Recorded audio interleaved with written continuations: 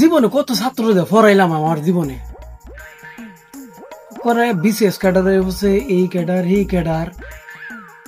এলাকার মধ্যে একটা স্যার আছে, নাম হইল নওশাদ, ঠিক আছে, বিশেষ ক্যাডার ফেল এর লগে। I I I I I I আমরা বিল্ডিং স্টুডেন্ট আইতাছে। এদিকে এদিকে এদিকে। আরে স্যার, আসসালামু আলাইকুম, ভালো আছেন? বলেন, প্রশ্ন করবেন, সিম্পল বিষয় বলেন।